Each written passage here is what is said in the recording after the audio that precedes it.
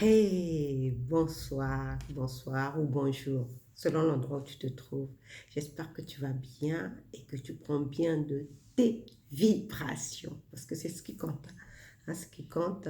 Aujourd'hui, ce solo ne va pas être long parce que je viens d'arriver. En plus, il faut que je m'occupe de ma famille, donc ça ne va pas être long. La seule chose que je voulais partager aujourd'hui, c'est sur la force de la douceur. Ouais, ça peut paraître un oxymore de parler de la force de la douceur. Hein? Donc, que ce soit dans les relations amoureuses, que ce soit dans les relations professionnelles, en tout cas, quelles que soient les relations avec les personnes avec lesquelles tu rentres en relation, fais intervenir la force de la douceur. Je peux même dire la force de la bonté.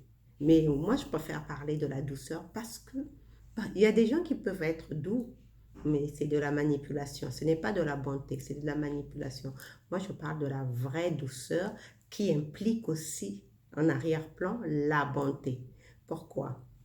Parce que quand tu parles à quelqu'un, même si la personne a commis la chose qui te fait sortir de tes gonds, parlons de la relation des couples par exemple, même quand tu as affaire à quelqu'un qui te pousse dans tes retranchements, qui cherche vraiment le conflit, littéralement, qui cherche le conflit. Tu vois, c'est pour cela que je disais que ça n'est pas duré parce que là, mes garçons viennent de sonner. Et c'est sûr que ça va être bruyant. Hein?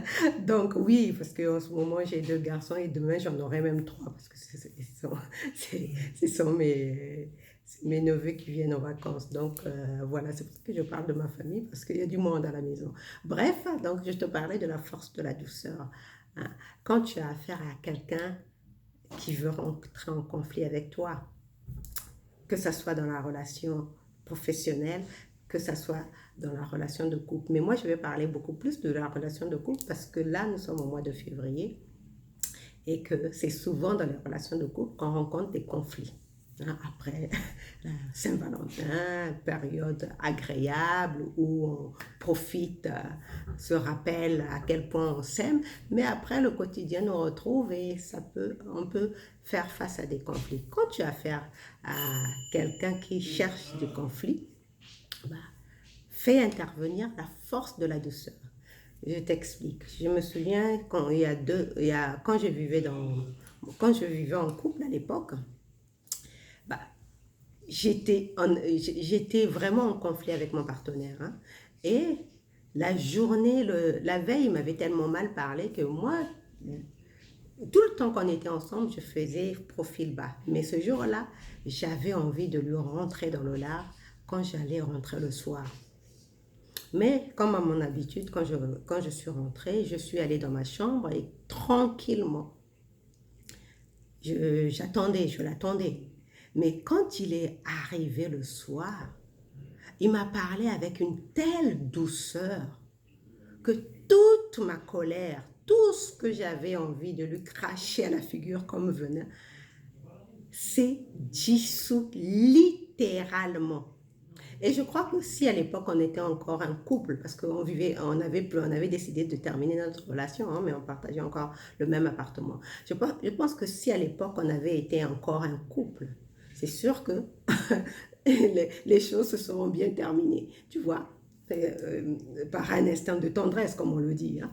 Mais c'est pour dire que la douceur, quand tu parles avec douceur, empreint de bonté. Hein, c'est ce qu'il avait fait ce jour-là. Hein. Il était venu me faire une proposition avec une telle douceur dans la voix à l'amiable pour que les choses se passent bien dans la maison. Donc, c'est ça, la force de la douceur. Donc, rappelle-toi dans toutes tes relations. Et moi, je l'expérimente aussi au boulot hein, avec mes collègues. À chaque fois, je fais intervenir, je garde mon calme et je parle avec ma voix la plus douce. Non pas que je cherche à manipuler, c'est parce que peut-être que tu as remarqué, je parle lentement, je parle tranquillement et je me rends compte que ça m'apporte des bienfaits. Hein? Je suis appréciée, c'est très très apprécié.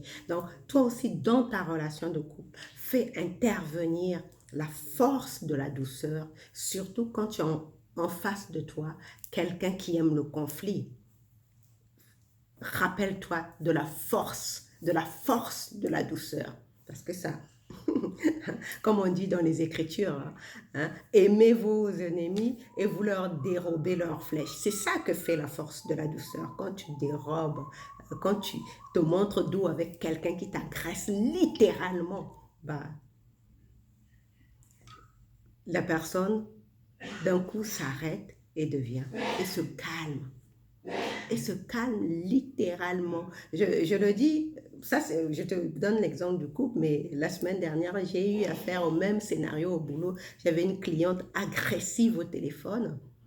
Moi, je lui ai parlé calmement, mais calmement. Mais le jour d'après, elle a reconnu ma voix parce que c'est toujours moi qui réponds au téléphone au service administratif. Elle a reconnu ma voix. Elle s'est excusée avant de me demander le service pour lequel elle appelait notre entreprise. Tu vois? Donc, c'est ça la force de la douceur. Donc, toi, tu veux appliquer la force de la douceur dans toutes tes relations avec les personnes avec lesquelles tu es en contact. Bon, c'était tout pour aujourd'hui parce que tu vois, ça commence à être en effervescence dans la maison. Donc, on se retrouve demain pour un autre lit solo. En attendant, prends bien soin de tes vibrations et reste toujours dans ton vortex le plus positif. Bisous, bisous, ciao. Ciao.